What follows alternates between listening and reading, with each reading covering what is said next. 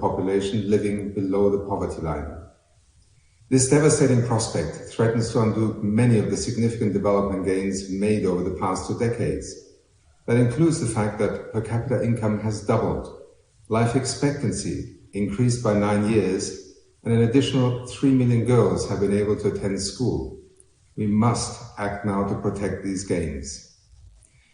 To do that, we must combine immediate humanitarian assistance with the vital local development support that the people of Afghanistan require.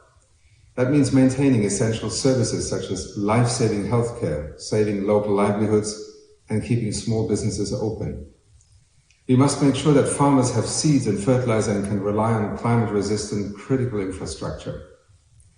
Given that informal activities represent nearly 3/4 of the Afghan economy and 70% of that sector is owned by women, we need to provide women with tailored support to keep the wheels of local economies in motion. Women and girls must be able to obtain an education to help shape the future of Afghanistan. 20 years of learning, earning an income, running their businesses and providing for their families cannot be taken away. Holding the local economies and social fabric together through community-based direct support will prevent thousands, if not hundreds of thousands of people from falling into poverty. Mr. Secretary-General, Excellencies, ladies and gentlemen, the ability to deliver this vital development support is still in place. On the ground throughout Afghanistan, UNDP is committed to continue delivering for the people now in acute need. And networks of local NGOs and civil society organizations, our long-standing implementing partners, are reaching local communities and delivering essential services directly to them, including on the COVID response. And we are doing this in close partnership with our UN sister agencies. This leads to my clear call to donors today. Local development must continue alongside humanitarian efforts with an equal sense of urgency.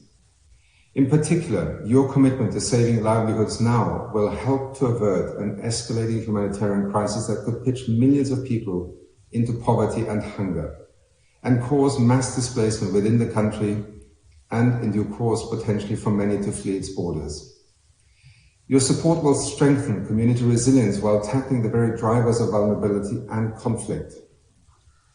The United Nations Development Programme and the entire UN development system is at the forefront of these efforts alongside our sister agencies leading the humanitarian effort. We have the capacity and expertise to help protect a generation's worth of investment in the people of Afghanistan, in their capabilities, in their rights, in their livelihoods, and in their dignity. The decisions you take today and in months to come will require both realism, pragmatism, and vision. I hope together we can make a difference. Thank you. Thank Mr. Achim Steiner from UNDP for his statement. I would now like to give the floor to the Minister of State for Overseas Development and Diaspora from Ireland, Mr. Colm Brophy.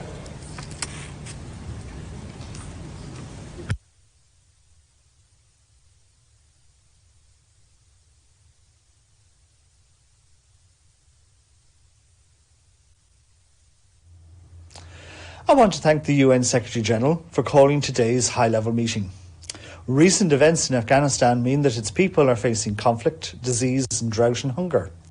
Immediate, unfettered access to vulnerable populations in all parts of Afghanistan is essential. This will enable humanitarian actors, regardless of gender, to deliver life-saving assistance to those most in need. Reports of violence against women and girls, attacks on civilians and the denial of basic freedoms have shocked us all. Our commitment to women and girls' rights in particular has been tested, and we must hold fast. All must uphold their obligations under international law, including international humanitarian and human rights law. Ireland commends the humanitarian actors, female and male, who continue to work at great personal risk. This risk has been tragically highlighted by attacks on the Halo Trust and Médecins Sans Frontières, amongst others. Ireland also recognises the support provided by Afghanistan's neighbours and other states, who, though facing challenges of their own, are hosting Afghans in their hour of need. In August, Ireland announced additional new funding to address humanitarian needs in Afghanistan, as well as our support to the multilateral response in Afghanistan through flexible funding to UN agencies, the CERF and the country-based pooled fund, and through our EU membership. we'll continue to urgently examine options for additional funding in response to the flash appeal. The role of the UN in Afghanistan is more vital than ever. Ireland thanks the UN and its staff for their continued and ongoing engagement in support of the Afghan people. Ireland will engage with other Security Council members to ensure the continuance of UNAMA's critical activities. Ireland, including a member of the Security Council, will continue to advocate for humanitarian principles of independence, impartiality and neutrality to ensure humanitarians can carry out their work. We are committed to safeguarding the humanitarian rights of all Afghans and to promoting women's voices and agency in all conflict resolution and peace-building efforts. Finally, I strongly believe that the only way to bring lasting peace for all the people of Afghanistan is through an inclusive, sustainable political settlement with full and equal and meaningful participation of women and the inclusion of minorities. In the meantime, however, we cannot lose time in addressing the devastating consequences of the conflict for the 18 million people in urgent need of humanitarian assistance. Thank you. I thank the Minister for Overseas Development and Diaspora from Ireland for your statement. I would now like to give the floor to the Secretary of State for Foreign Affairs and Cooperation of Portugal, Mr. Francesco André. Portugal is greatly concerned with the situation in Afghanistan, including the human rights and humanitarian situation. We condemn the acts of violence in Afghanistan and all reported serious violations of international law and human rights violations and abuses across the country.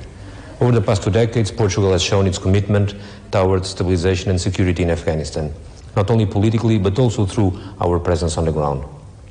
In this context, more than 4,000 Portuguese military and police personnel have served in Afghanistan, mainly through NATO, but also under the aegis of the European Union and in the United Nations Assistance Mission in Afghanistan.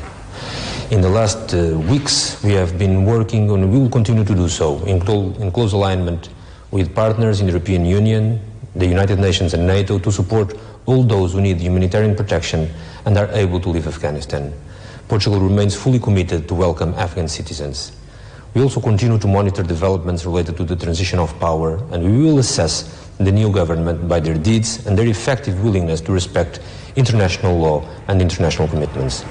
We call on those in positions of power and any authority in Afghanistan to refrain from any action that leads to further violations and abuses of human rights and to respect, protect and fulfill all human rights without discrimination.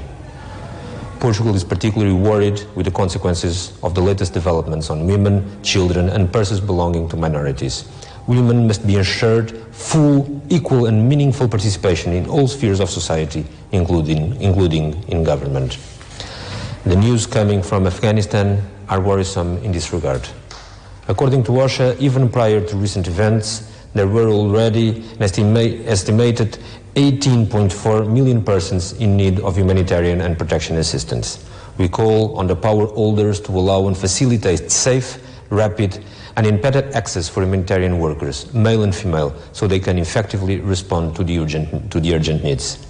We express our full support to the essential coordinating role of the United Nations in the response to the humanitarian crisis, in particular IOM, UNHCR and UNFPA.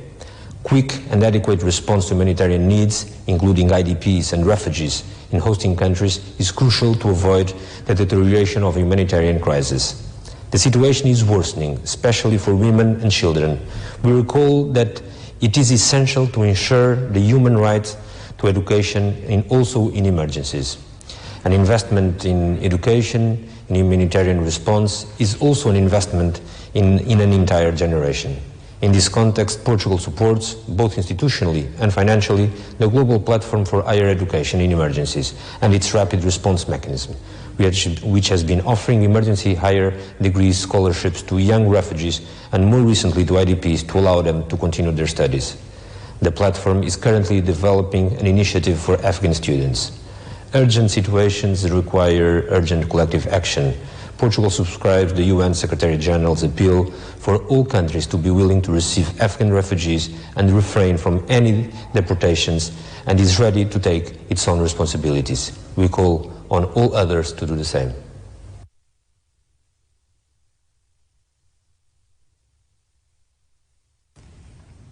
I thank the representative of Portugal for his statement, the Secretary of State for Foreign Affairs and Cooperation. I would like to now turn the floor to the Minister for Foreign Affairs of Indonesia, Her Excellency Ms. Retno Lestari Priyansari Marsudi.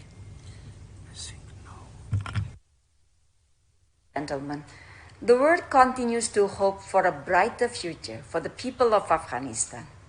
The world continues to dream that lasting peace, stability, and prosperity will prevail in Afghanistan. Indonesia has no vested interest in Afghanistan, but to see a prosperous, stable, and secure Afghanistan. Indonesia and the world underlines the importance of ensuring an inclusive government, ensuring respect for human rights, particularly for women, and preventing Afghanistan in becoming a breeding and training ground for terrorist organizations and activities. These three elements are important for Afghanistan to earn trust and credibility from the international community. Excellencies, the safety and well-being of the people of Afghanistan is #1 priority. The international community has the responsibility to address humanitarian situation and stand united to ensure unimpeded delivery of humanitarian aid on the ground. Indonesia is committed to continue its support for Afghanistan through humanitarian aid amounting to $3 million through credible local partners. To help save lives, $150,000 will be extended as humanitarian assistance. To support Afghanistan development and prosperity, $2.85 million will be dedicated to capacity building programs in health, mining, and education sectors within the next 3 years, where women participation is critical. Over the years, Indonesia has contributed around $10 million for technical cooperation and capacity building programs, particularly in the field of women empowerment, small and medium enterprises, diplomatic training, infrastructure, natural resource management, good governance, as well as promoting moderate Islam. Capacity building for Afghanistan is a continuous long-term endeavor. Indonesia stands ready to work with all partners, including through trilateral SIM. Excellencies, let us utilize this momentum to make a positive leap forward together and contribute meaningful change for the people of Afghanistan. I thank you. Thank you very much to the representative minister from Indonesia. We are now, because we have a number of pre-recorded interventions, we are going to move the rest of the pre-recorded until the end of the session. In case we don't manage to get through all of them, we would certainly put those online, and we are going to prioritize those who are online virtually live or in person, and skip a little bit ahead. So I'd like to first ask the permanent representative of Brazil to the UN, Mr. Tovar da Silva Nunes, who is, I believe, here with us today to deliver his statement. Yes, thank you, sir. Thank you. Mr. Secretary-General, Brazil would like to thank you very much for convening this meeting. We also thank the UN system for its decades of work in support of the needs and aspiration of all Afghans. Brazil reiterates its full solidarity to the Afghan people. The most recent events only reinforce the need for continued solidarity and support.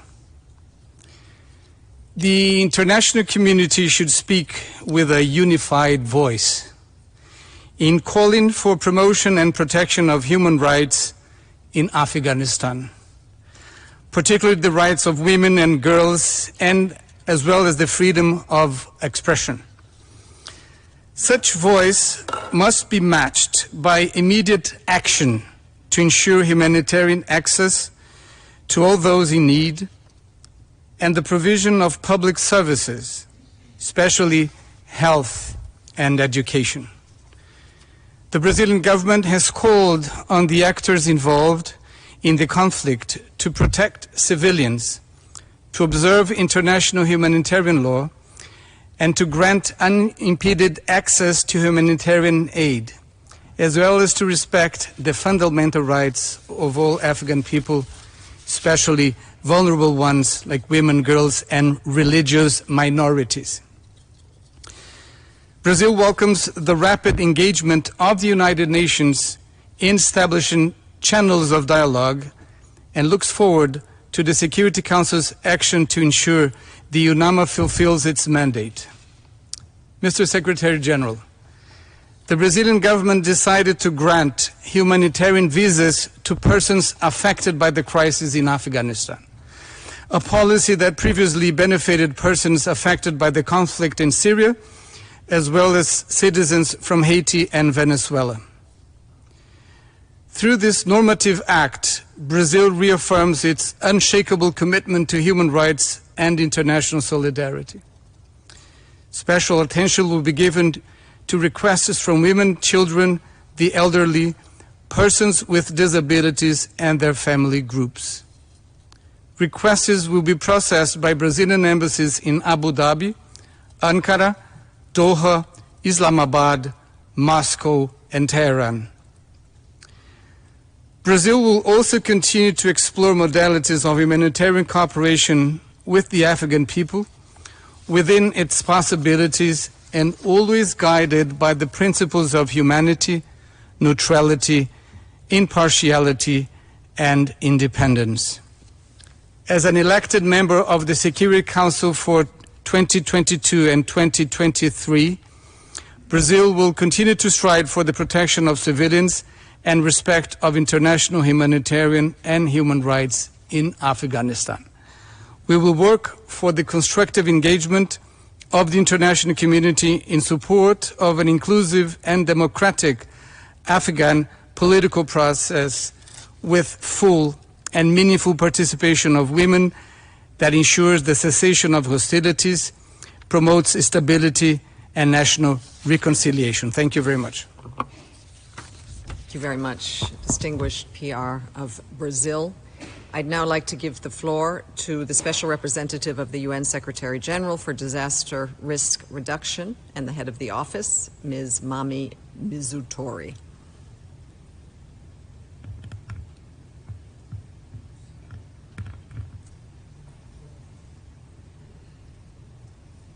Very much, Madam Moderator.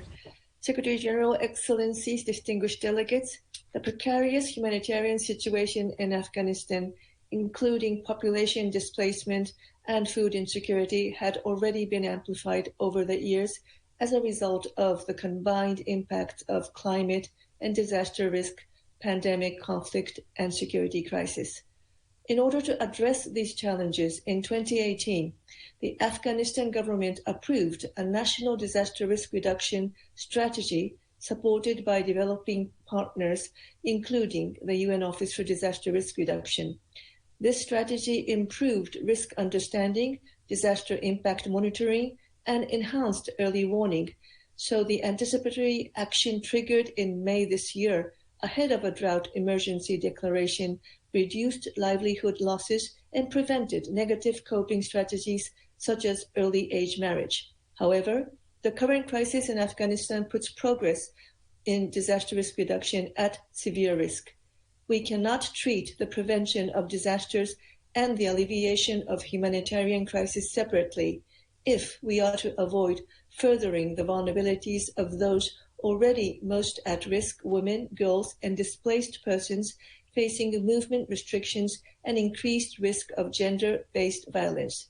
We need to fully integrate disaster risk reduction into the ongoing humanitarian response to prevent further deterioration of the livelihoods of the Afghan people. And we must also remember that nothing erodes development gains like disasters. Therefore, it is crucial to prevent new risks and mitigate existing climate and disaster risks in order to contribute to building resilience of Afghanistan. UNDRR stands ready to continue working with humanitarian partners in Afghanistan to enhance risk analysis, including on transbounding multi-year hazards such as droughts, and ensure that humanitarian action will enhance the resilience of Afghan communities. In preparation for the possible exodus of people from Afghanistan, UNDRR is in discussion with partners operating to strengthen and scale up support in Central Asia. And this initiative, entitled Central Asia Initiative for Climate and Disaster Resilience, is funded by the European Union. We are committed to working with member states, sister United Nations system agencies, and NGOs for solidarity with the Afghan people. Thank you very much.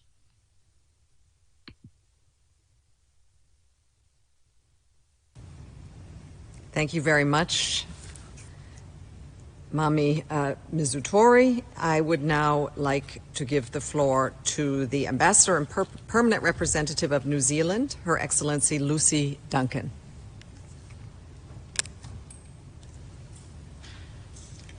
I would like to thank the Secretary-General for convening this important event. Aotearoa New Zealand is deeply concerned by the current humanitarian situation in Afghanistan. Humanitarian needs today have been driven by years of prolonged conflict, recurrent natural disasters, including this year's drought, and COVID-19. New Zealand has grave concerns for the women and girls who have been disproportionately affected by this crisis. Women and children make up 80% of the 250,000 people displaced by the crisis since May, and violence against women and girls in Afghanistan remains endemic. While the situation is desperate for many in Afghanistan, we are heartened to hear that the humanitarian community is committed to staying and delivering much-needed humanitarian assistance and protection for the Afghan people. This event is crucial for raising both humanitarian funding and awareness. New Zealand is pleased to advise that we will shortly be contributing a further $3 million to enable urgent humanitarian support for crisis-affected Afghan communities. This contribution will go to the United Nations Population Fund and UNICEF. Both of these agencies are addressing urgent humanitarian needs with a particular focus on supporting women and children. This support is in addition to New Zealand's recent $3 million contribution to the International Committee of the Red Cross and the United Nations High Commissioner for Refugees that we announced on the 20th of August. These humanitarian agencies and many others continue to provide an essential lifeline for Afghan communities. We call on the Taliban regime to live up to their recent statements and ensure humanitarian actors can operate safely and freely. Neutral, impartial, and independent humanitarian action must be safeguarded. We further stress the need for the safety and freedom of movement of female aid workers to be guaranteed for the long term. The financial support I have outlined to you today does not represent the end of our engagement in Afghanistan. Aotearoa New Zealand remains committed to supporting the Afghan people. Thank you. Of New Zealand, I would now like to give the floor to Ilse Brans-Karras, the USG and head of the New York office of the Office for the High Commissioner for Human Rights, who is here with us in the room. Ilse, the floor is yours. Secretary-General, Excellencies, colleagues, millions of Afghan women, children and men are in desperate need. The current circumstances that frame and shape this situation must be holistically addressed. At the same time, it's paramount that the international community support humanitarian assistance to the people.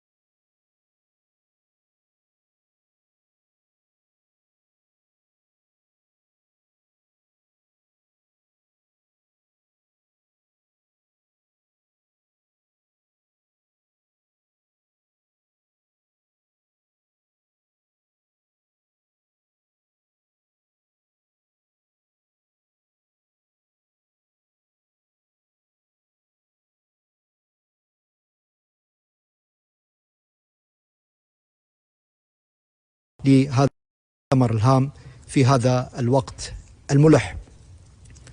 السيدة مديرة الجلسة، تعبر مملكة البحرين عن تضامنها مع الشعب الأفغاني الشقيق في الظروف الصعبة التي يعانيها، وتدعو إلى العمل على تحقيق آماله وتطلعاته وتغليب مصلحته من خلال عملية سياسية ومصالحة شاملة تحمي حقوق كافة الفئات دون تمييز، وتعمل على تحقيق الاستقرار والأمن والحفاظ على الأرواح والممتلكات مع الالتزام التام بأحكام القانون الدولي الإنساني والقانون الدولي لحقوق الإنسان. كما نؤكد على أن الأوضاع الإنسانية في أفغانستان تضع علينا كمجتمع دولي مسؤولية مضاعفة لمد يد العون والدعم الإنساني إلى الشعب الأفغاني ليتجاوز هذه الظروف الصعبة نحو تحقيق الأمن والاستقرار والوصول إلى السلام الدائم. السيدة مديرة الجلسة، إن مملكة البحرين تولي اهتماما خاصا لترسيخ التضامن الإنساني، ومن هذا المنطلق واصلت المملكة مساهماتها إلى جانب شركائها الدوليين في دعم جهود الإغاثة في أفغانستان من خلال تسهيل عمليات الإجلاء وإتاحة المجال أمام الرحلات الجوية للاستفادة من موقع البحرين كنقطة مرور وصولا إلى الوجهات النهائية المقررة لها. كما قامت شركة طيران الخليج الناقل الوطني للمملكة في تسيير أولى رحلة إجلاء إلى الولايات المتحدة الأمريكية الصديقة ضمن عمليات الإجلاء الإنساني من أفغانستان.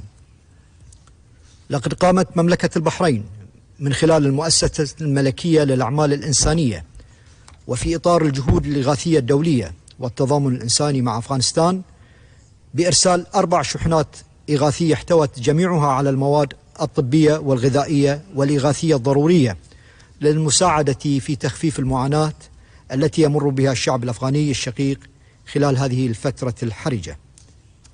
السيدة مديرة الجلسة، ختاما يؤكد وفد بلادي على أهمية مواصلة التضامن الإنساني مع الشعب الأفغاني من خلال مد يد العون والدعم لأفغانستان لتستعيد أمنها واستقرارها في سبيل تحقيق أمال وتطلعات الشعب الأفغاني وحماية حقوقه. كما وستستمر البحرين بدعم كافة الجهود الدولية لتخفيف الأعباء الإنسانية التي يعاني منها أفغانستان، وستعمل بشكل وثيق من أجل عودة مسار الحياة الطبيعية لهذا الشعب الشقيق. شكرا السيدة مديرة الجلسة. Very much, distinguished representative of Bahrain, for your statement. I would now like to welcome the Deputy Permanent Representative of the Arab Republic of Egypt to the UN in Geneva, Mr. Ahmed Salama El Said Mohammed Soliman. You have the floor.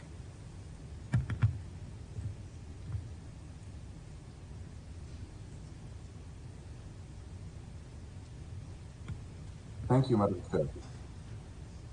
Madam Chair, Egypt has been following closely the developments on the ground in Afghanistan and notes with concern the dire humanitarian situation, which has been compounded by severe drought and the COVID-19 pandemic. Egypt has a long history of solidarity with the people of Afghanistan and providing assistance in the spirit of South-South cooperation. We would like to seize this opportunity to renew our expression of solidarity and call on the international community to step up efforts to provide life-saving critical humanitarian assistance. It is equally essential to continue to provide basic services through operationalizing the humanitarian development nexus. We appreciate the efforts of humanitarian organizations and their staff on the ground who continue to stay and deliver throughout this crisis, and recalls in this regard the importance of adhering to the principles of humanitarian action. Egypt hopes the Afghan authorities will achieve the aspirations of the Afghan people and reflect their choices. This is essential for the well-being of the people of Afghanistan and for the security and stability of the entire region. Thank you, Madam Chair.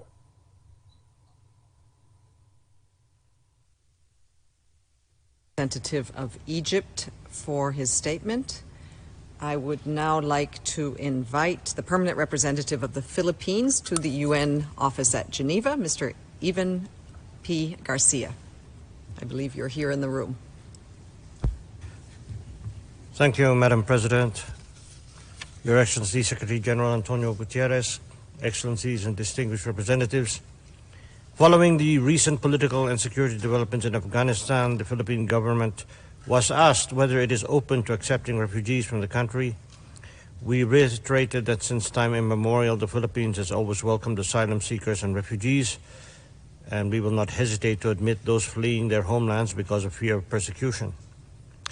Last year at the UN General Assembly, President Rodrigo Duterte reiterated that the doors of the Philippines are open as they have always been. Just last week, we welcomed to the Philippines Afghan nationals, including women and children who are seeking refuge. We walked the talk. It was not only hand-wringing.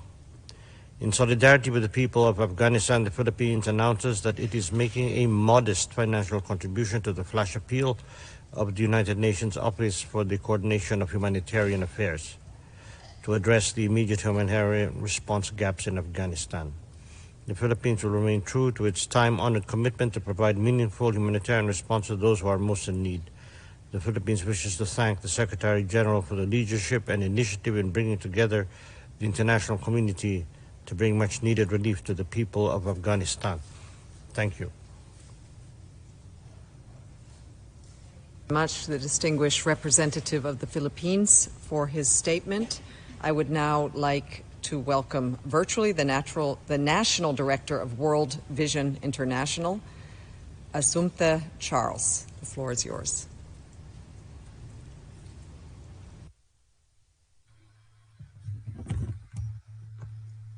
Delegates, thank you for the opportunity to speak on behalf, not only on behalf of World Vision International, but on behalf of my staff, our children, the families and the communities we serve in Afghanistan. The last few weeks have been extremely challenging and come on top of an already devastating humanitarian crisis for children. We already had no time to waste in meeting life-saving needs, and now for many millions of girls and boys, time is almost lost.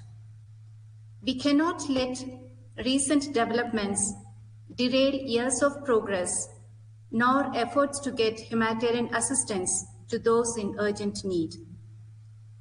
In Herat, staff are telling us that twice as many people are coming to our mobile health and nutrition clinics than before. Almost half the children attending are malnourished. The drivers for these are not new.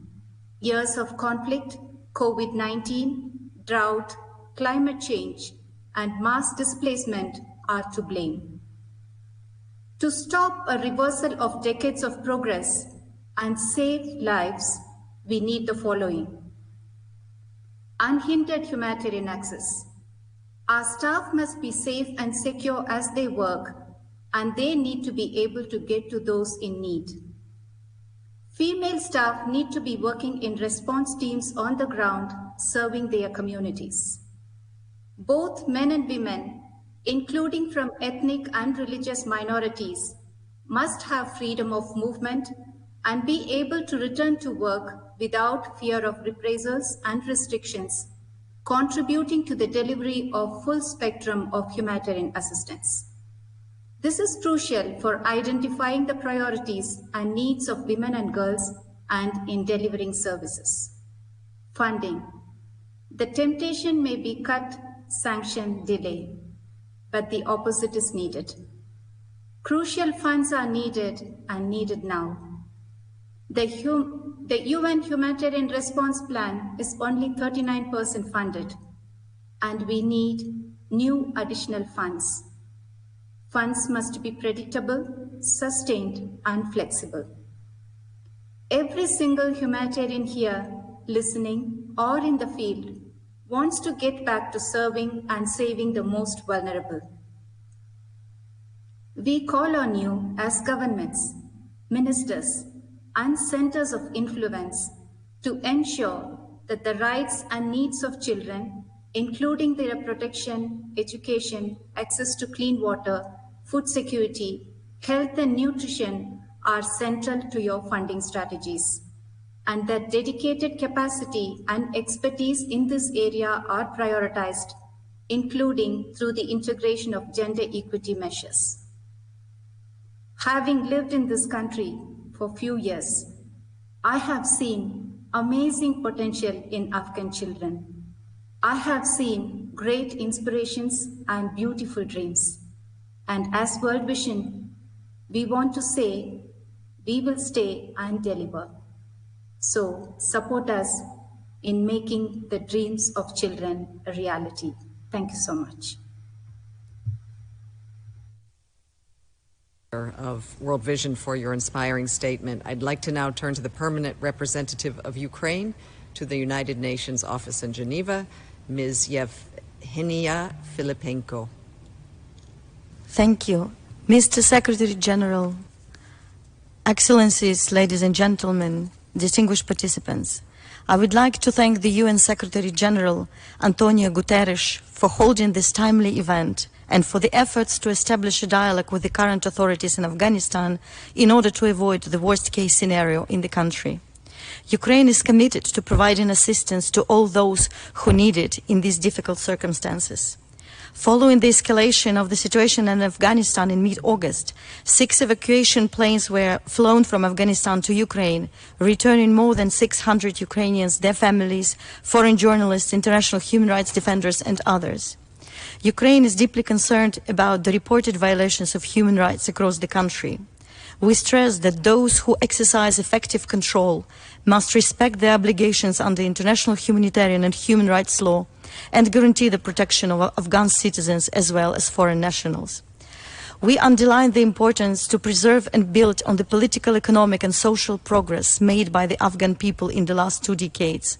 All necessary measures should be taken to uphold human rights and fundamental freedoms for all, including women and girls.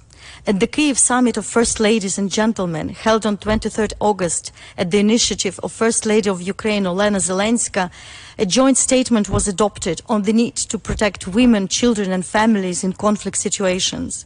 And particular emphasis in that statement was made on the situation of Afghanistan. We call for a safe and unhindered humanitarian access for humanitarian actors to ensure that the assistance reaches the affected population. We express our support to those neighboring countries with Afghanistan who have been most affected by the recent events and need international solidarity to overcome the emerging challenges. Sustainable peace in Afghanistan is a key for ensuring peace in the whole region. The international community should provide unwavering support to the efforts towards a durable solution of the crisis in Afghanistan. We hope that this high-level meeting will provide the necessary impetus to address the humanitarian and other challenges posed by the evolving situation in Afghanistan. I thank you. Representative of Ukraine, for your statement. I would now like to welcome the Ambassador and Permanent Representative of the Permanent Mission of the State of Kuwait, Ambassador Jamal Al-Ghunaim. Ambassador, are you here? أتقدم في البداية بخالص الشكر على مبادرة السكرتير العام للأمم المتحدة للدعوة إلى عقد هذا المؤتمر الدولي الهام الهادف إلى مساعدة جمهورية أفغانستان الصديقة لتجنبها كارثة إنسانية تلوح في الأفق والتعبير عن تضامن ووقوف المجتمع الدولي معها. فوفقا لإحصائيات الأمم المتحدة تؤثر الأزمة الإنسانية في أفغانستان على أكثر من 18 مليون شخص، أي نصف سكان البلاد بالكامل. ولهذا فإن دولة الكويت تتشارك مع الدعوة التي سبق وأن أطلقها السكرتير العام للأمم المتحدة لجميع الأطراف في أفغانستان للسماح للعاملين في المجال الإنساني بإمكانية الوصول دون عوائق لتقديم الخدمات والمساعدة المنقذة للحياة. أصحاب المعالي والسعادة، إن الأزمات الإنسانية المختلفة التي يعاني منها العالم فضلا عن تداعيات جائحة كوفيد-19 قد أرهقت المجتمع الدولي، مما يتطلب منا جميعا في هذه المناسبة التذكير بضرورة وضع حد للنزاعات المسلحة وتعزيز احترام القانون الدولي الإنساني لنتمكن من إعادة توجيه جهودنا الدولية وتحويلها من مرحلة الإغاثة إلى مرحلة التنمية. فمنذ ما يزيد عن 40 عاما يتجرع الشعب الأفغاني مرارة هذا الصراع، والأحداث الأخيرة في هذا البلد تشكل منعطفا هاما يتطلب منا جميعا العمل بشكل مشترك لدعم سلام دائم يحقق الأمن والاستقرار في أفغانستان ويعزز جهود إعادة البناء ودفع التنمية. أصحاب المعالي والسعادة، دولة الكويت لن تألو جهدا في تعزيز الاستجابة السريعة لمواجهة تداعيات الأزمة الإنسانية في أفغانستان، انسجاما مع إيماننا الراسخ بأن العمل الإنساني الموجه نحو النتائج وغير المتحيز والذي يقوم على الشفافية يصب بلا شك في مسار بناء السلام والأمن المجتمعي في أفغانستان. وعلى هذا الصعيد قامت بلادي مؤخرا بتسهيل عبور أكثر من 15,000 شخص من الأفغان و32 جنسية مختلفة من رعايا دول أخرى ممن تم إجلاؤهم مؤخرا من أفغانستان، كما قدمنا لهم المساعدات الإنسانية الأساسية، علما بأن بلادي ترتبط بعلاقة شراكة مع أفغانستان منذ عام 1963 من خلال قيام الصندوق الكويتي للتنمية بتمويل العديد من المشاريع التنموية، كما ساهمنا في دعم الأمن الغذائي بأفغانستان من خلال مبادرة الكويت لتعزيز الأمن الغذائي في البلدان الإسلامية من خلال صندوق النوايا الحسنة. أصحاب المعالي والسعادة، لقد بين لنا التاريخ أنه لا بديل عن الحوار والتعاون الدولي، الأمر الذي يفرض علينا جميعا مضاعفة الجهود في المجال الدبلوماسي لبلوغ الأهداف المنشودة في ميثاق الأمم المتحدة. وتجدد بلادي في هذا الصدد على مضامين قرار مجلس الأمن 2593 لتحقيق سلام شامل ودائم في أفغانستان، مجددين أيضا موقف دولة الكويت المبدئي والثابت الرافض لجميع أشكال العنف والإرهاب، وضمان عدم استخدام أراضي أفغانستان مرة أخرى لتكون ملاذا للإرهاب والتطرف. والسلام عليكم ورحمة الله.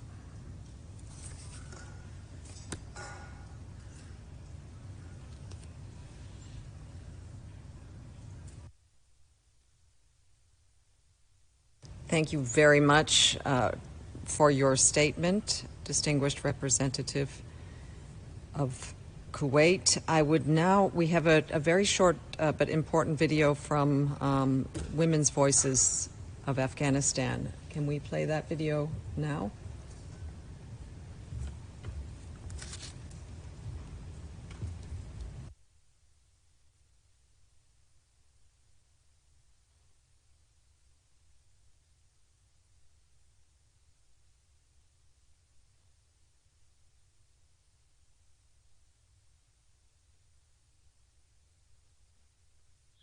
The situation in Afghanistan today is urgent and requires your immediate attention and action. Afghans live in fear, uncertainty, and are faced with increased poverty. Poverty, internal displaced caused by the intense fighting in the past few months, freezing of Afghanistan's assets, the increase in prices of essential goods have created an extremely worrying environment of despair, with millions of children facing the risk of hunger. As a mother, an Afghan woman, and human rights activist, I know the choices ahead of us will be extremely difficult and there are no easy answers. I call on the international community to continue supporting the UN and NGOs for delivery of aid and assistance, to find reliable and creative mechanisms to relieve the existing financial pressure on the citizens while holding Taliban accountable on human rights and the rights of women and girls. Women's access to education, healthcare, employment, and their protection from violence are essential to Afghanistan's peace and development. While providing urgently needed assistance, the international community should also not lose sight of the vision for a prosperous Afghanistan standing on her own feet. This vision will not be achieved without women's full participation. Thank you.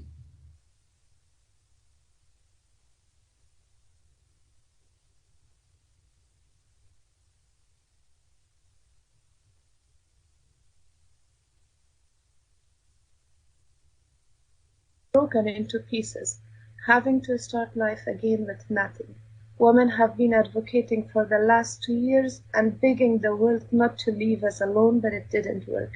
We slept with hope for a better country and woke up the next day to those hopes turning into ashes.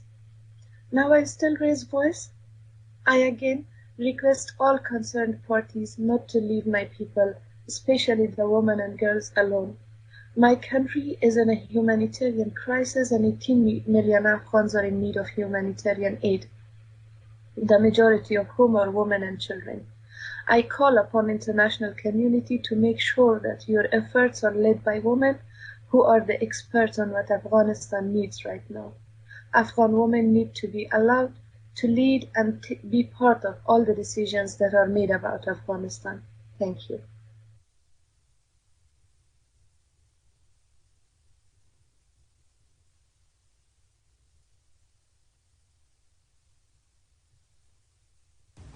I would like to now turn the floor to the Ambassador and Permanent Representative of the Kingdom of Saudi Arabia, His Excellency Dr. Abdul Aziz Al Wasil.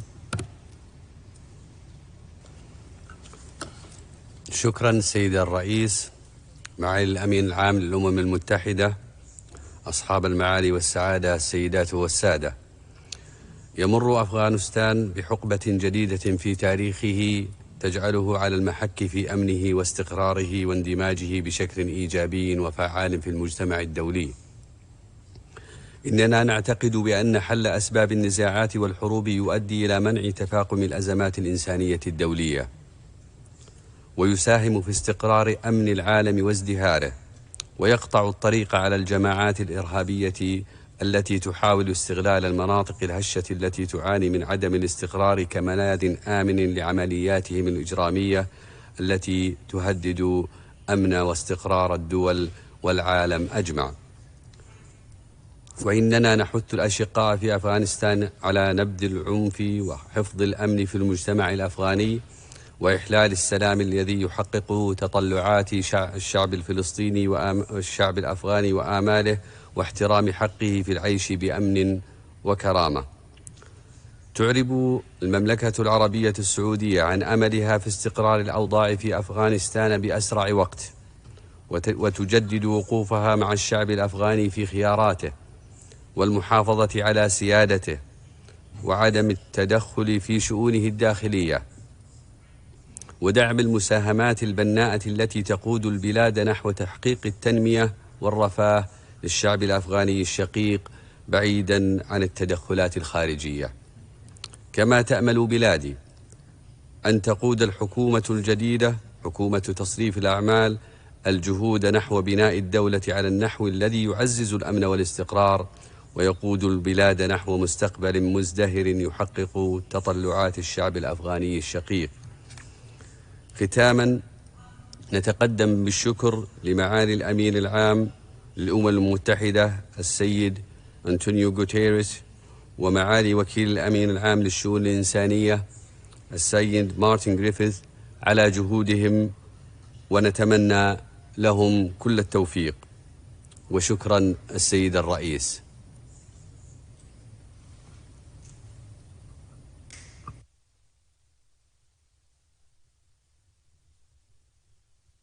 Distinguished representative of Saudi Arabia, for your statement. We now have, there's a bit of a change in the program, so His Excellency Christopher Grima, the Ambassador and Permanent Representative of Malta to the UN in Geneva. You have the floor, sir. Thank you. Secretary-General, Excellencies, ladies and gentlemen, I would like to thank the United Nations Secretary-General for convening today's important meeting. Afghanistan faces a dire humanitarian situation with severe drought and the COVID-19 pandemic exacerbating a situation in which some 18 million Afghans are already in need of aid. More than 550,000 people have been displaced in the country since the beginning of this year. 1 in 3 Afghans is experiencing crisis or emergency levels of food insecurity, and more than half of the children under the age of 5 are on the brink of acute malnutrition. Malta welcomes the adoption of UN Security Council Resolution 2593 on 30th August and considers this as an important statement of basic principles that should govern the international community's relations with Afghanistan. We call for enhanced efforts by each member of the international community to provide humanitarian assistance to Afghanistan and call on the Taliban to allow safe, unhindered access for the United Nations and its agencies, including with respect to internally displaced persons. We also wish to reaffirm the importance of upholding human rights, including those of women, children and minorities, and call on the Taliban to ensure the full, equal and meaningful participation of women in all aspects of society. For its part, Malta will be donating funds that can be used to alleviate the humanitarian situation. We are also cognizant of the need to ensure that countries neighbouring Afghanistan that are already hosting large numbers of Afghan refugees are assisted in providing for these refugees health, education, housing and other fundamental needs. I thank you. Distinguished Representative of Malta, for your statement. We now have the Ambassador and Permanent Representative of Afghanistan to the United Nations in Geneva, His Excellency Dr. Nasir Ahmad Andisha. The floor is yours. Thank you very much, Madam Chair, Mr. Secretary-General and the Secretary-General, Excellencies and colleagues. At the outset, on behalf of the people of Afghanistan, I would like to thank Secretary-General Guterres for convening today's timely and important conference and greatly appreciate your unwavering support to the people of Afghanistan, a people and a country which is not only entering into a state of acute poverty and hopelessness, but also plunging into an era of reversal of rights and liberties. The Afghan people are least responsible for this unfolding crisis and yet most affected by it. Madam Chair, imposed conflict, recurrent natural disaster, chronic poverty, drought and COVID-19 pandemic have left 18.4 million people in need of humanitarian assistance in Afghanistan. According to the recent UNDP numbers, 97% of Afghans could descend into poverty within 6 months unless the country's political and economic crisis are averted. While all population groups across the country have been impacted, the consequence for women and girls have been the most. I cannot agree more with all the previous Excellency speakers on the need for provision of immediate humanitarian assistance and unhindered access to delivery to all regions of Afghanistan. However, given the experiences of the humanitarian operations during 1996-2001, an effective, independent, impartial and gender-balanced humanitarian operation still requires establishment of designated safe zones under UN control inside the country. Colleagues, there is no contradiction between aggressively pursuing a humanitarian agenda to save lives and protecting human rights and upholding international law in Afghanistan. In fact, if collaborated carefully, one can complement the other and all can serve our common and ultimate goal, which is and will remain an inclusive and meaningful political settlement addressing the root causes of humanitarian crisis and conflict in Afghanistan.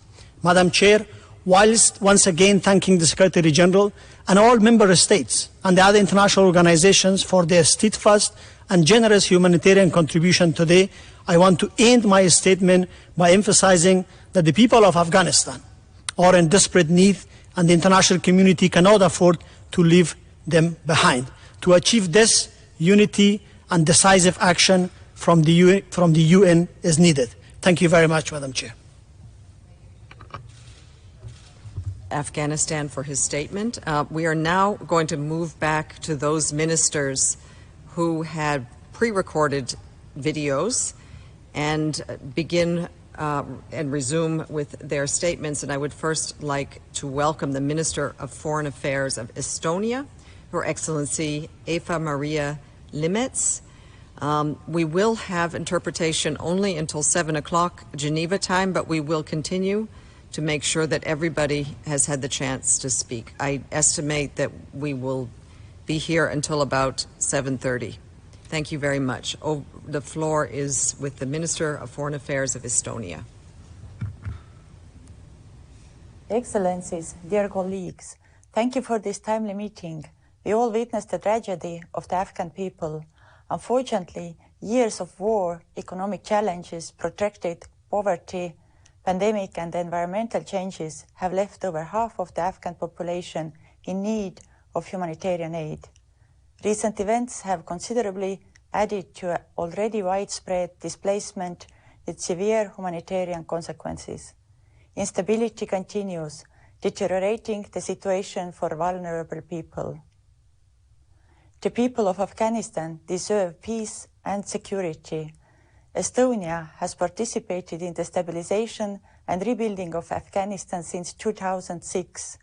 We share the international community's common goal of creating conditions that would enable the Afghan people independently ensure peace and security in their own country.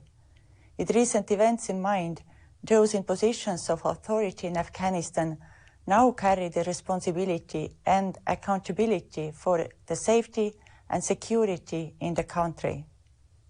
Estonia calls all parties to adhere to international law, in particular international humanitarian law, and uphold the norms and standards on human rights. We must ensure that life-saving aid continues now when it is most needed. Humanitarian assistance needs to be delivered to the ones in need in accordance with the humanitarian principles, humanity, impartiality, neutrality, and independence. We acknowledge the utmost importance of the role of humanitarian organizations in the country as providers of emergency services and food assistance. Moreover, we appreciate the particular attention to the most vulnerable, including women and children, in particular girls, and the focus on children's health care. It is important to uphold the achievements from past 2 decades, especially the rise for women to meaningfully participate in the society and girls to continue their education. Estonia is committed to alleviating the humanitarian situation of the people in Afghanistan. Today, Estonia pledges 50,000 euros through the ICRC to respond to the most acute humanitarian needs in the country. We are looking into further contributions through international organizations as well as through the Team Europe efforts. Thank you.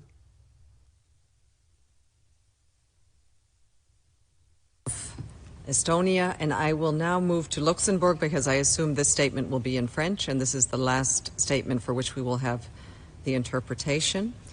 I would like to welcome the distinguished Minister for Development Cooperation and Humanitarian Affairs, Mr. Franz Fore.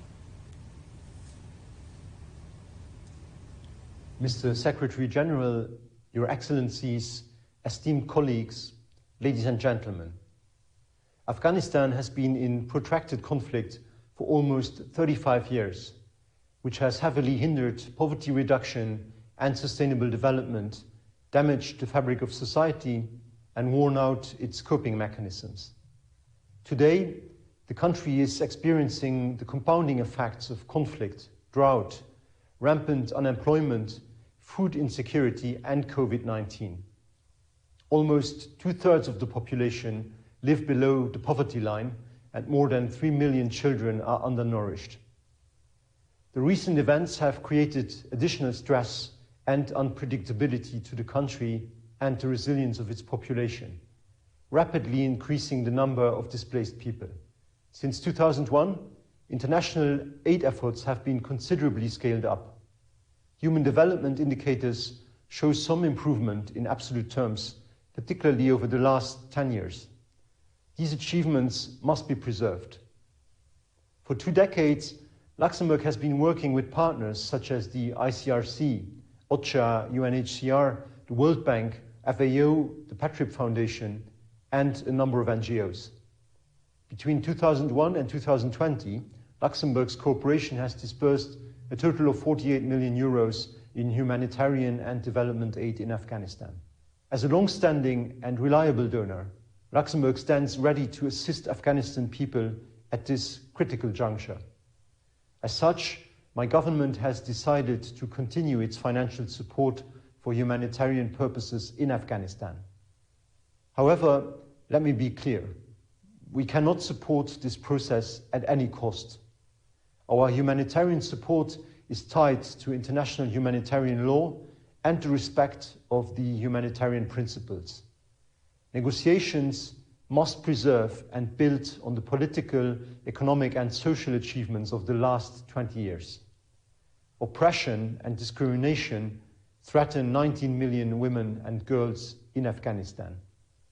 Women's rights must be preserved and protected.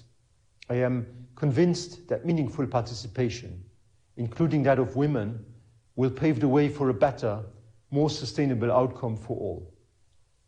Today, Luxembourg pledges to stand by the people of Afghanistan with further humanitarian aid and support to development projects for a total amount of €3 million in 2021. While we are in the process of examining whether the projects supported so far can be sustained and to what extent we can step up our support next year, we will continue our close cooperation with our international partners, including the ICRC, UN agencies, NGOs, as well as with the Afghan people. The people and governments of Iran and Pakistan have generously hosted Afghans, some of whom have spent over 3 decades in exile, and we are grateful for their hospitality. We think that it is our moral duty to assist host communities in the region, and Luxembourg will continue to share part of the burden. The scale of the challenges Afghanistan is facing cannot be addressed by humanitarian agencies and assistance alone. There is a need for a collective and comprehensive effort on the part of our governments to engage in humanitarian negotiations to ensure that the people of Afghanistan have unimpeded access to life-saving assistance. Thank you. Mr. Secretary. I thank the distinguished delegate of Luxembourg, and I would like now to welcome the Minister of Foreign Affairs of the Czech Republic, His Excellency Mr. Jakub Kulhanek.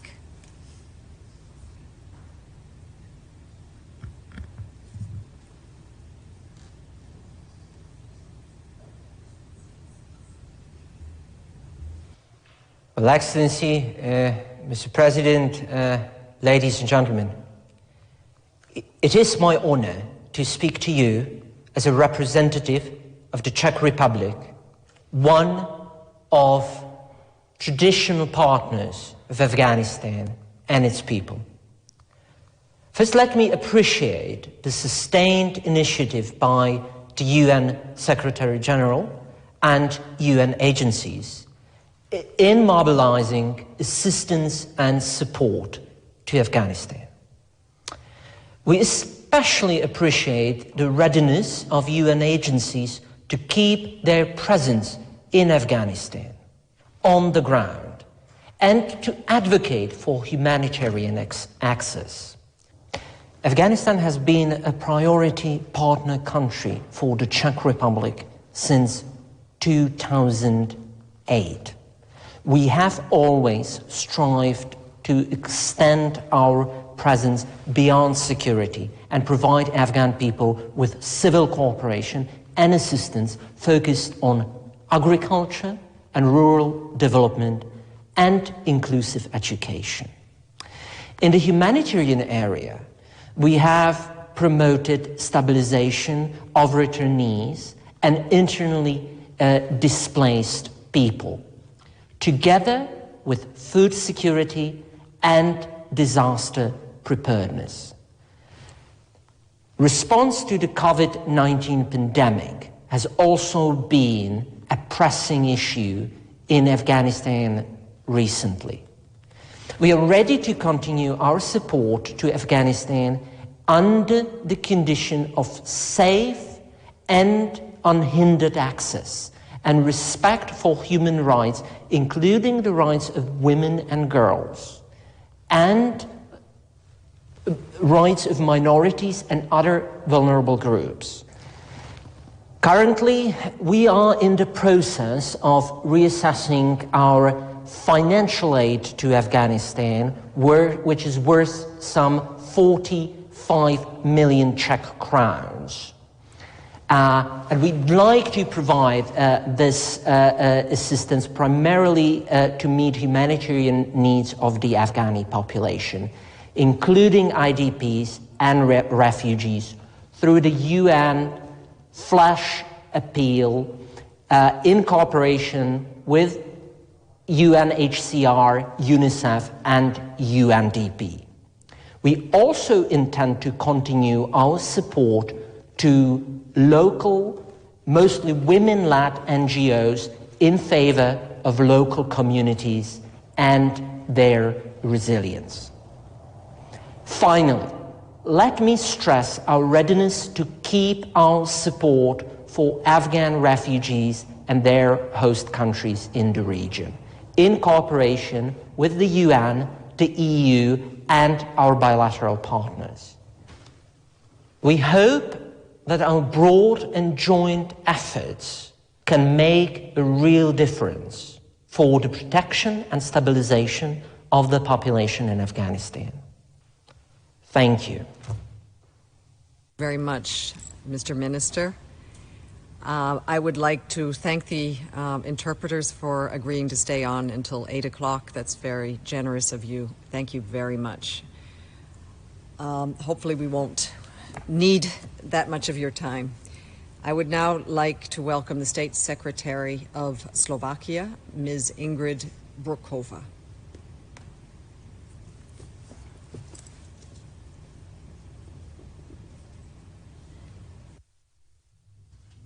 Secretary-General, Excellencies, ladies and gentlemen. First of all, thank you all engaged for organizing this event, and thank you for the invitation and opportunity to address you in this video message.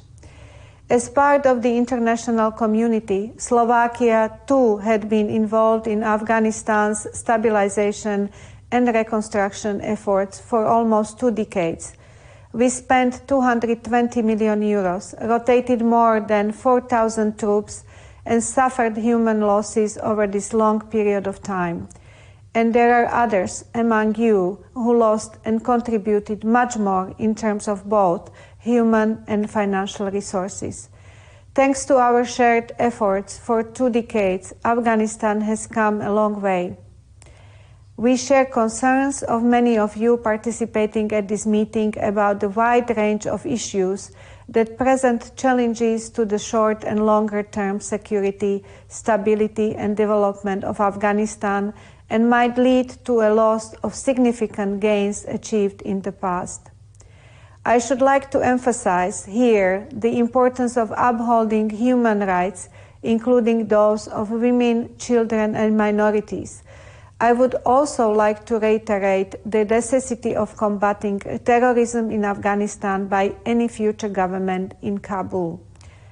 Moving forward, we hope that the United Nations will be able to operate freely in the country in support of Afghan people to meet the challenges ahead, including poverty eradication, displacement, and the pandemic. We trust that the UN Security Council will play an effective role in adopting a coordinated and integrated approach to the new situation in the country. Similarly, we expect that the UN Human Rights Council will work hard for the promotion and protection of human rights in Afghanistan. Lastly, I would like to stress that we all must identify and learn the right lessons from Afghanistan. Secretary-General, we take careful note of the urgent funding support required by the United Nations in Afghanistan. To that end, we decided to donate additional €500,000 to cover the most pressing humanitarian funding requirements for the next 4 months. We will continue to work with the UN to try to ensure that Afghanistan's humanitarian needs are properly resourced. Afghan people deserve peaceful and prosperous future. Thank you. The State Secretary from Slovakia for her statement, and I would now like to welcome the Minister of Foreign and European Affairs of Croatia, Mr. Gordon Grilic Ratman.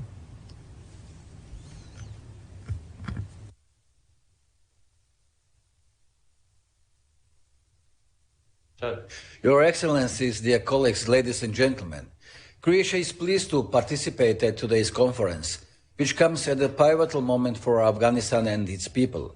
The rapid worsening of humanitarian and security situation in Afghanistan has led to the substantial regression of political and social accomplishments achieved so far. In such a situation, the living conditions of Afghan people have dramatically aggravated, putting millions of them in need of humanitarian assistance. We should consider all tools we have to secure human rights.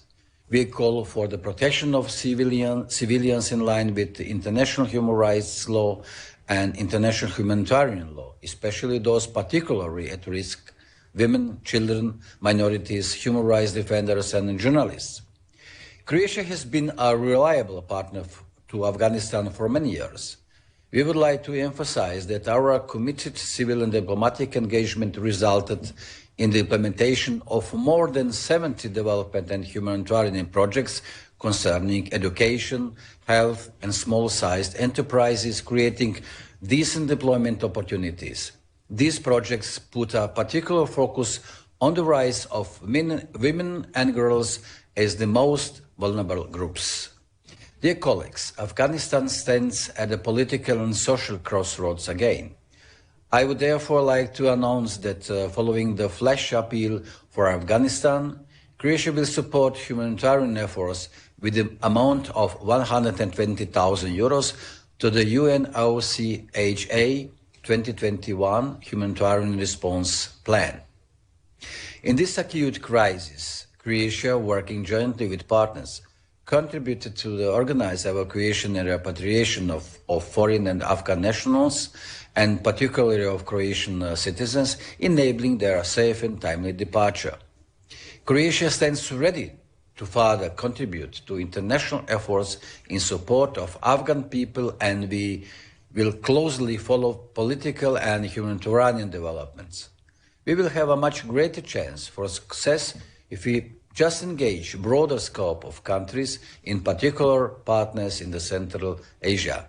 Thank you very much. Thank the distinguished minister from Croatia, and I would now like to welcome the Permanent Secretary of the Ministry of Foreign Affairs of Cyprus, Mr. Cornelios Corneliou.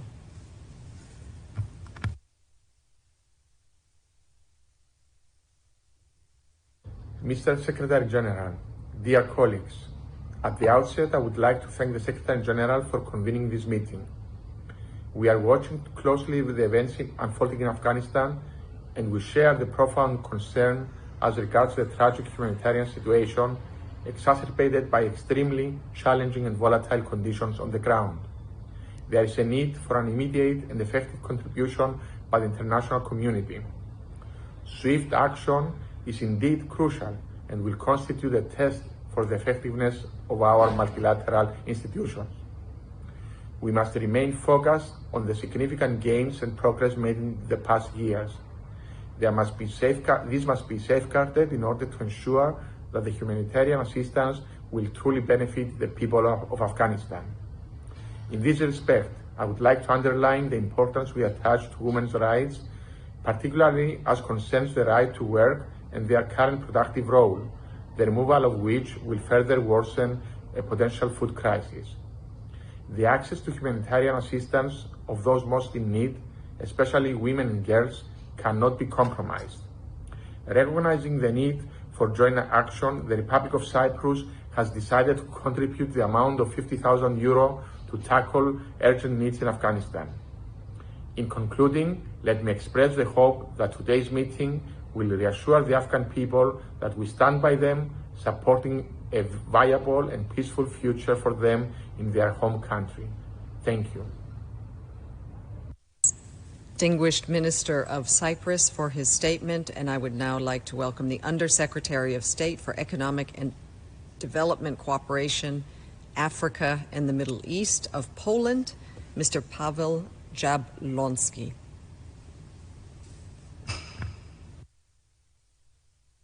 The takeover of Afghanistan by the Taliban has been a geopolitical earthquake. These developments pose serious challenges and set new tasks for the international community. Most important and pressing one is to prevent a possible humanitarian crisis. Poland is fully aware that the volatile economic and security situation in Afghanistan is likely to trigger serious domestic problems. We remain deeply concerned about growing levels of violence and terrorism in Afghanistan.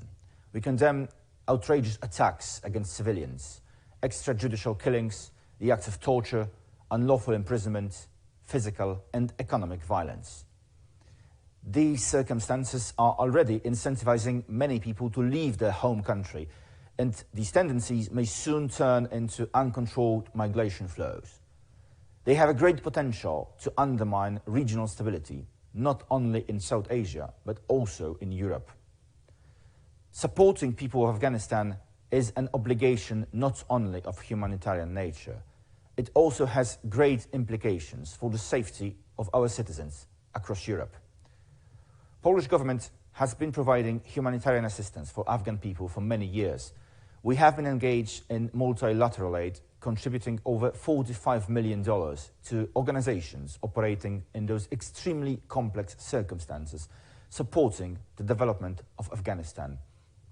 Today, our government is closely observing the developing situation in Afghanistan and in the region.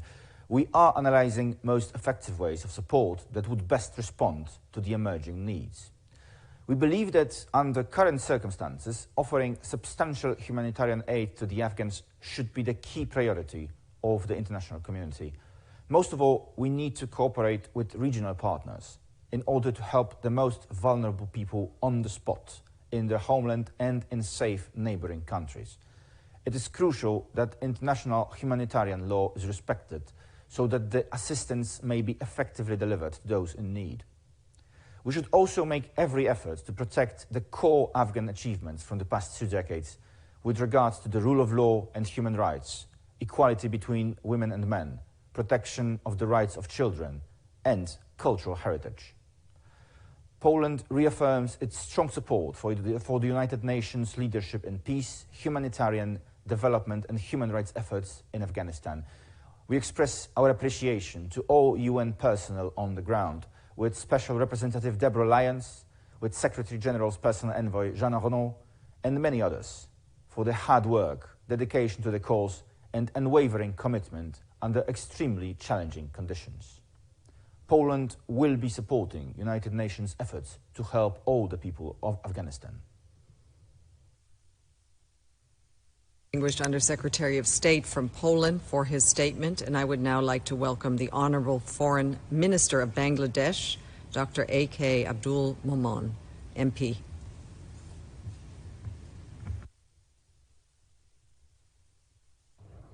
Bismillahirrahmanirrahim. Excellencies, at the outset, let me thank the Secretary-General for convening this high-level ministerial meeting on the humanitarian situation in Afghanistan. Bangladesh is closely observing the fast evolving situation in Afghanistan. We firmly hold that a stable Afghanistan is vital for peace and security of the South Asian region. As a fellow SAARC and South Asian member with shared historical and cultural linkages, we would like to see a peaceful and prosperous Afghanistan. To that end, a sustainable solution which is inclusive, Afghan-led and Afghan-owned is essential for peace and development of the country. Excellencies, Bangladesh values humanitarian response of the UN and is ready to engage UN-initiated aid process in Afghanistan. Saving innocent lives has always been our priority. Therefore, we will be happy to support with basic food items and life-saving medicines. During this COVID-19 pandemic, we would like to offer personal protective equipment, masks, and other essential medical supplies. Excellencies, Bangladesh hopes to see that the socio-economic development of Afghanistan continues uninterrupted so that all segments of the society can effectively contribute to the rebuilding process of their country. We would be happy to partner in the development process, especially in the areas of basic health care, child health, sanitation, ICT, and agriculture. Excellencies, at this critical point of time, the United Nations must step up its humanitarian activities to prevent any possible humanitarian catastrophe. It is worrying to learn that today 1 in 3 people of Afghanistan are hungry and 2 million children are malnourished. They need our support more than ever. We should come forward and join hands to save these millions of lives. I thank you. Joy Bangla, Joy Bangabandhu.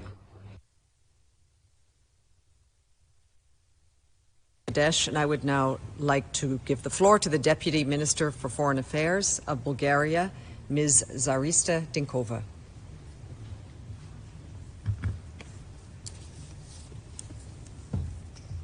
Mr. Secretary-General of the United Nations, Excellencies, ladies and gentlemen, let me thank you for convening this conference for the humanitarian situation in Afghanistan. Yet, another illustration of the UN's moral leadership in the modern world. We share the concern over the deteriorating security situation in Afghanistan after the Taliban takeover, threatening to jeopardize the political, economic, and social achievements by that country over the past 20 years. The risk to the stability and security extends to the whole region and far beyond. The security crisis in the country is further exacerbated by the rapidly worsening humanitarian situation and the rising number of internally displaced persons. We are particularly worried by the rise of Afghan people fleeing the country, the buildup of their numbers in neighboring countries. At the same time, we should strongly advocate to keep humanitarian corridors open for people who decide to leave Afghanistan over security concerns. Close cooperation with the neighboring countries should be a priority for the international community. My country will continue working with international partners on durable solutions for Afghan refugees, including for the predictable, safe, orderly, and dignified return and reintegration of Afghan nationals from neighboring countries. Bulgaria will provide, through the official development aid for 2021, €100,000 for Afghanistan, channeled to the UN High Commissioner for Refugees and the UNICEF. We need a strong and consolidated approach of the international community to tackle the urgent need of the Afghan population for food, medicine, anti-COVID-19 vaccines, basic social services. The information about the perpetration of serious human rights violations in Afghanistan are particularly alarming, especially concerning girls' and women's rights. The new authorities in Kabul should guarantee free humanitarian access to the vulnerable populations, prioritizing women and children, strictly in line with the humanitarian principles. Enhanced cooperation with UN and the regional organizations is an imperative to address the urgent humanitarian needs in Afghanistan and beyond, especially the displaced persons. My country will continue to participate actively in the efforts of the international community to help the people of Afghanistan. Thank you. Minister of Bulgaria for her statement. I would like now to welcome the Ambassador and Deputy Permanent Representative Chargé d'Affaires ad interim and at the Permanent Mission of Thailand to the UN in Geneva, Mr. Rongvudi Vera Borter. Sir, you have the floor. Thank you. Excellencies, Secretary-General, distinguished delegates, I have the honor to deliver this statement on behalf of His Excellency Mr. Don Paramatvinai, the Deputy Prime Minister and Minister of Foreign Affairs of the Kingdom of Thailand. The people of Afghanistan are facing multiple challenges, be it displacement from conflicts, drought, famines, and fast approaching harsh winter. On top of that, are the impact from the COVID-19 pandemic and the recent political transitions. Of the almost half of the country's populations that are in need, a large number of them are women and children who are particularly vulnerable. It's therefore incumbent on the international community to help turn the tide of sufferings and create hope for the people of Afghanistan. We commend these timely flash appeals and applaud the effort of the Secretary-Generals and everyone involved in organizing this meeting. To express our solidarity with the Afghan peoples, Thailand pledged to donate $150,000 towards the consolidated flash appeals and humanitarian response plan, particularly for the provisions of food and essential supplies by World Food Programme and other relevant organizations. We hope that the delivery of humanitarian assistance will be facilitated by all involved to ensure that every Afghan in need has access to life-saving aids without discrimination. Looking forward, we hope the support of the international community today will help save lives and contribute further to the ongoing efforts of the countries to recover and rebuild peacefully and sustainably in the interest of the Afghan peoples. I thank you. Representative of Thailand for his statement. I would now like to ask the Executive Director of the International Council of Voluntary Agencies, ICFA, Mr. Ignacio Packer, to take the floor. Ignacio, are you here in the room? Thank you for your patience. Thank you, Madam Chair. Mr. Secretary-General, Excellencies, ladies and gentlemen. ICFA members and their local Afghan partners have been working with and in support of the people of Afghanistan for many years. As the current situation unfolds, we as the international community must step up our coordination and increase our efforts to ensure we can meet the challenges we face in this new operating environment. The current situation is complex, and to continue delivering, we might need to adjust and continue negotiating. But we must strive to do this without compromising our values and principles. Since 2013, the ICRC system has formally committed to place protection at the center of humanitarian action. The response in Afghanistan must remain protection-centered. We ask all ICRC organizations and member states to work together that this commitment is upheld in principle and in practice.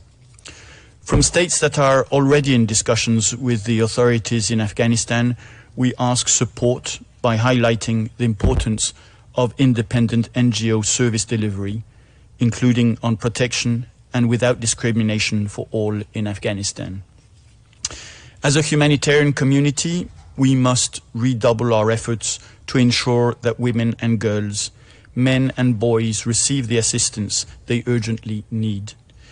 To succeed on this, we need the full participation of all humanitarians, particularly our Afghan women colleagues, without whom we will be unable to reach the most vulnerable and ensure no one is left behind.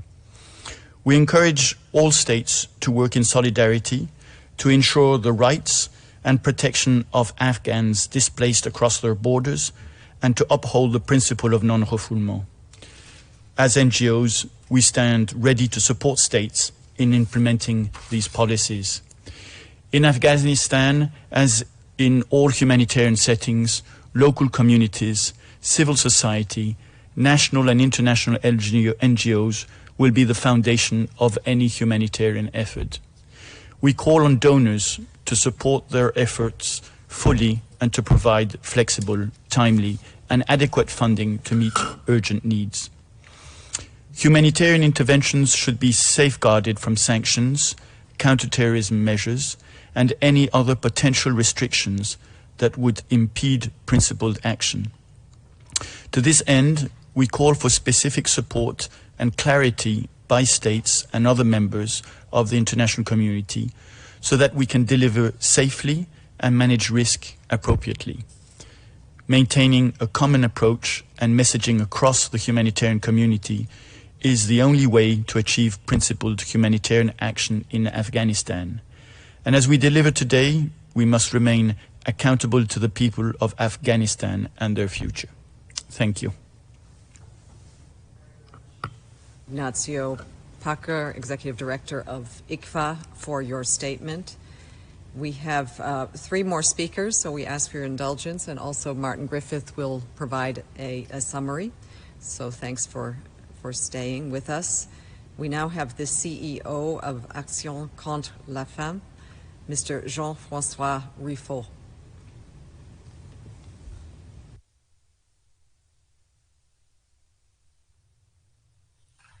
Thank you very much, Madam Chairman, Excellencies and colleagues.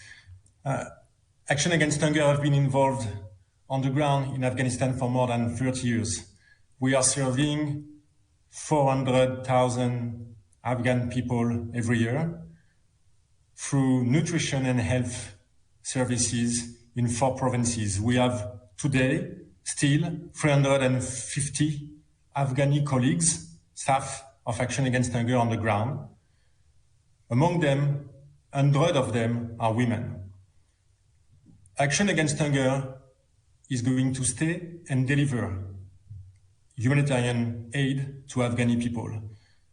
You know the situation, but I just want to share one example that I discussed with our country director this morning. We resume the activity of our therapeutic feeding unit in Helmand 2 weeks ago. 1 week after this resuming, we were already running out of beds. On top of that, we all have to remember that today, 1 kid out of 2 below 5 years old is facing acute malnutrition.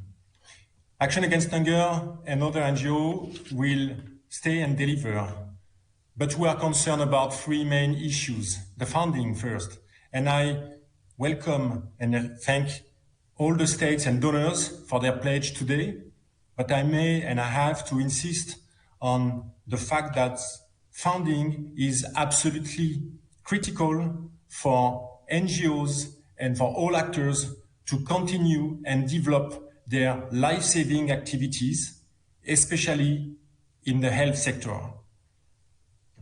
The second topic, which has been already raised by our colleague Ignacio from ICFA, regards the sanction regime.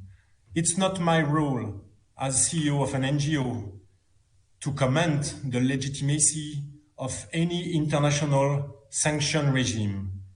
Yet it's my duty to once again recall all the community of states to safeguard NGOs from any sanction regime that ultimately works as a severe impediment to principled humanitarian action. Exempting NGOs is simply offering people appropriate access to aid. Safeguarding NGO is life-saving. A clear positioning from your side will positively set the tone also for other contexts than Afghanistan. It is the right moment to firmly engage our community in this safeguarding way with regards to sanction regimes.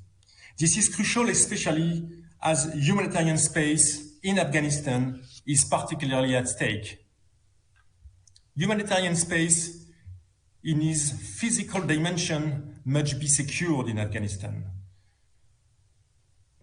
A lot of things has been said, it's very positive, but logistical issues must be fixed quickly, as well as a very specific logistical issue, which is the cash issue. we are still struggling to simply deliver the wages to our staff on the ground because of cash issue we are facing in the bank system in the country. We ask for entire support from states to fix this critical issue. We are still facing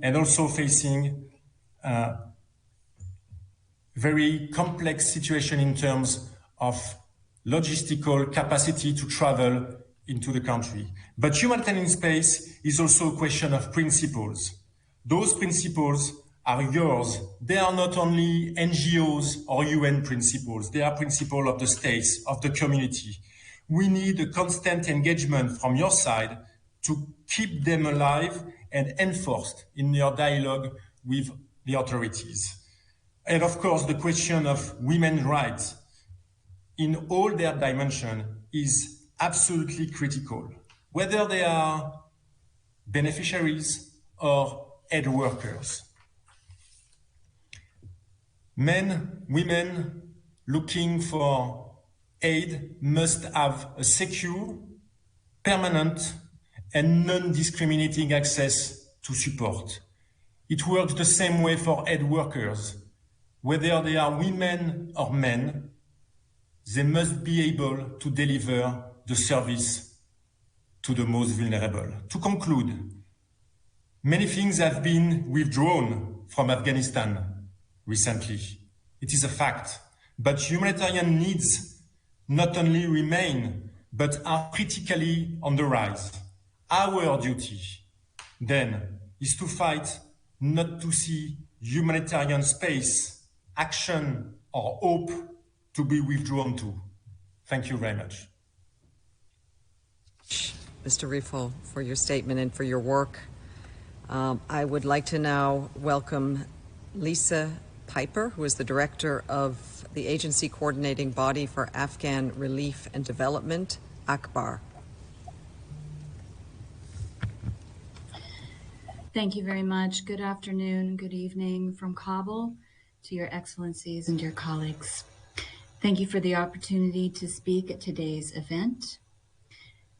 In addition to reading about the figures, everyone has heard today the staggering numbers regarding humanitarian assistance needs in Afghanistan, exacerbated only further by current circumstances, in addition to the already severe consequences of the recent drought and the COVID-19 pandemic. But behind these figures are real people. I've had the good fortune to live and work in Afghanistan on 3 separate occasions since 2004 for a total of 9 years. During this time, I learned much from communities here about kindness, generosity, and a hospitality toward others that I have only witnessed and experienced here. I have spent countless days and nights in rural communities, seeing their children go to school, have better access to health care, and dream about their futures, both boys and girls. Many of those children at the time wanted to be doctors and engineers, but also teachers.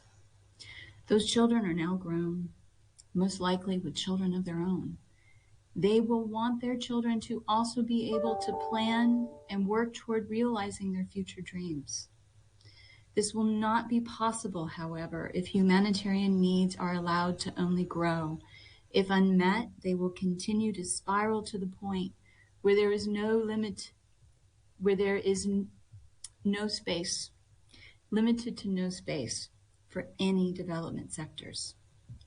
ACBAR is an NGO coordinating body with 167 national and international NGO members. ACBAR members provide crucial assistance to millions of people across the different sectors and in all provinces of Afghanistan. The NGO community remains committed to staying and delivering a principled humanitarian response in Afghanistan, despite the uncertainty and insecurity that everyone is facing throughout the country. To us, the NGO community, this means, for example, independently assessing need and delivering assistance to those identified most at risk of food insecurity, malnutrition, poverty, illness, and in need of vital health, education, protection, shelter, food, and nutrition services. To us, this means every humanitarian aid worker, woman or man, must be part of any humanitarian response in Afghanistan. Without women working in their full capacity and taking into consideration cultural requirements in Afghanistan, it will not be possible to reach those women and girls in need of life-saving assistance. Counterterrorism measures, freezing of assets in the central bank, and a subsequent looming collapse of the banking system in Afghanistan, however, has made it extremely difficult for NGOs to access funds and provide life-saving assistance to communities in their hour of need. Because of an extremely restrictive operational and funding environment in Afghanistan, we require additional support from the international donors and diplomatic community through increased long-term flexible funding that is safeguarded from sanctions, counterterrorism, and any other potentially restrictive measures that impede principled humanitarian action. National NGOs in particular face additional challenges because of the freezing of assets. Their funds are here in Afghanistan, and they are currently not able to access them. National NGOs are the backbone of any humanitarian response. They are often the frontline workers, yet they are not able to pay basic operational costs and staff salaries, let alone implement a humanitarian response. In addition to scale up with increased flexible funding, and in the context of an economic crisis and imminent breakdown of the provision of essential services, we ask of the international community that it leverage diplomatic influence to ensure compliance with international law and respect for humanitarian space by all actors. This also includes access for the equitable participation of men and women in NGO humanitarian operations to support all Afghans requiring life-saving and sustaining relief at this critical juncture in time. We also ask that there are clear exemptions for humanitarian actors and humanitarian supplies from sanctions, both now as well as in the future. We ask that these exemptions are put in place immediately and not in the weeks or months ahead. Thank you very much. Thank you very much for joining us, Lisa Piper from Kabul, and all the best to you. Our final speaker on the speakers list is Ms. Stephanie Johansson, the UN representative of the Women's Refugee Commission. The floor is yours.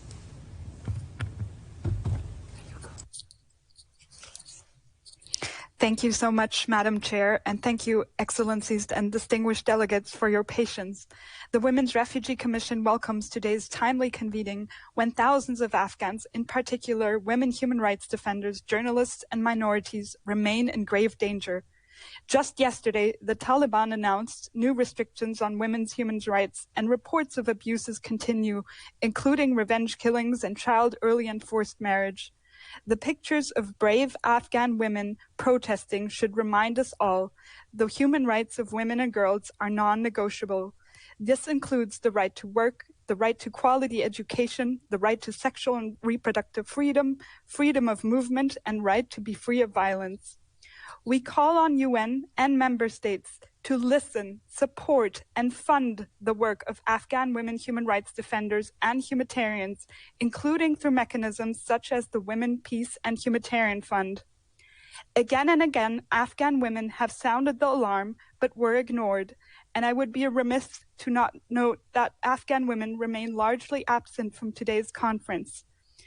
Afghan women's rights activist Vashma Frog last week gave a sobering briefing in the UN Security Council, and I quote, "So much damage has been done, so much avoidable unnecessary damage. If we together don't act now, urgently, the repercussions will be felt across the region and globally." End quote. Thousands of Afghans, including women leaders and their colleagues, are still waiting for their evacuation and protection, which must continue to be a priority, including by providing safe passage over land. Ensuring the right to seek asylum is not a political decision. It's a matter of life and death, and it's an obligation under international law. We join our colleagues to demand unfettered humanitarian access and humanitarian aid without discrimination that takes into account the specific needs of displaced populations, including women and girls, LGBT individuals, women with disabilities, and ethnic minorities. We're alarmed about reports of female humanitarians being hindered to carry out their work. Afghanistan is a prime example about how peace fails when women's voices are excluded and power relations are given priority.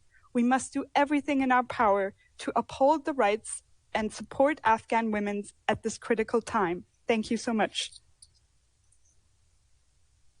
Statement, and that concludes our speakers list today. I would like now to hand the floor to Mr. Martin Griffiths for concluding remarks. Thank you very much indeed. Thank you, Minister. Thank you, Secretary General. I shall be brief, but Excellencies, ladies and gentlemen here and virtually here, thank you. I think in gathering here today we have demonstrated the solidarity that is needed with the people of Afghanistan and our determination to support them in this moment of need and trial. And I think we've taken an important step towards turning those words into action, the actions that will come. More than $1.2 billion in humanitarian and development aid has been announced today by very generous member states for the Afghanistan humanitarian crisis. This includes funding for the flash appeal that we are here to witness and to launch, but also for the regional response that Filippo spoke about when he talked to us from Kabul. The UN and our humanitarian partners, and we've heard from many of them, including national and international NGOs, and Ignacio was telling us about that just now, will now move quickly to turn this funding into food, healthcare, protection for Afghan children, women and men in need. And so naturally we ask you to disperse your pledges as fast as possible. The funding will throw a lifeline to Afghans who lack those services, to the small children that Henrietta, Fore of UNICEF spoke of, who face the risk of acute malnutrition, to the many women and girls who could lose their access to reproductive health services, and much more, as we have discussed. But today has been a productive day, and I express our thanks, and I know that of the Secretary-General, to the interpreters who stayed on way beyond what they expected, to the staff who've made this meeting happen, to the participants who've made it so productive. This is a productive day, but it's far from the end of the journey. Afghanistan, as we have heard, faces a long and a hard road ahead. This meeting shows that we can have solidarity with the Afghan people and that we need to be with them in the long, hard road ahead. Thank you very much. Martin, for your concluding statement, and that concludes this high-level ministerial conference. Thank you all for attending and for your very generous, robust support for humanitarian action in Afghanistan.